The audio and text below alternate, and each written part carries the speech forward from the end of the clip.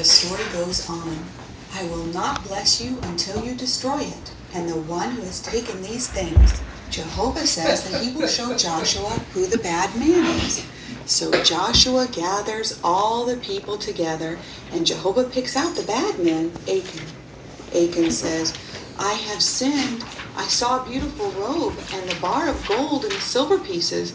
I wanted them so much that I took them. You will find them buried inside my tent. When these things are found and brought to Joshua, he says to Achan, why have you brought trouble on us? Now Jehovah will bring trouble on you. At that, all the people stone Achan and his family to death. Doesn't that show that we should never take things that do not belong to us? Don't cry, Jimmy. Achan was a bad man. He deserved to die. I know he was, but I'm a bad boy.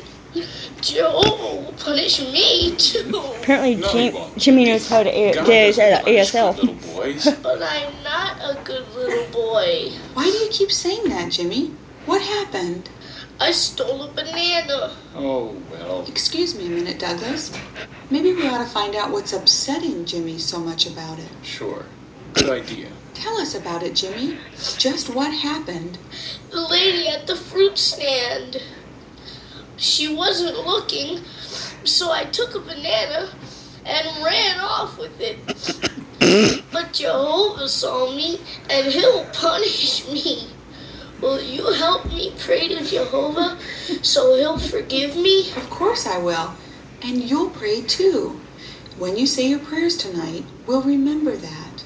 When did you take the banana, Jimmy? Last week.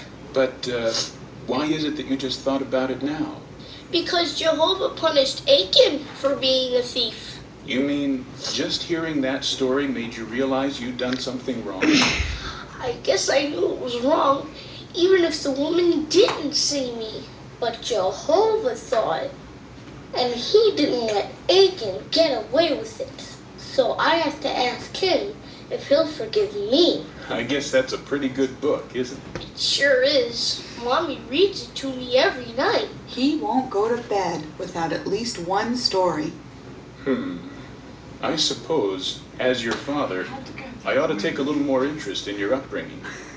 Would you like me to read a story to you sometime? Sure, that would be great. I think so too, Douglas. Now, Jimmy, why don't you run upstairs and get ready for bed? And I'll be up in a minute to listen to your prayer. And we'll ask Jehovah to forgive you. Okay, Mom. Remember now. Good night, Daddy. In the room. Good night, son. I didn't realize Jimmy was so serious about his relationship with God? Yes. Jimmy's growing up. He's going to have even more serious problems to deal with someday. And I just realized, I wonder if I'm able to give him the kind of direction that he's entitled to, and that I feel responsible for. I'm going to have a talk with Jeff at the plant tomorrow and see what he suggests. That's a good idea.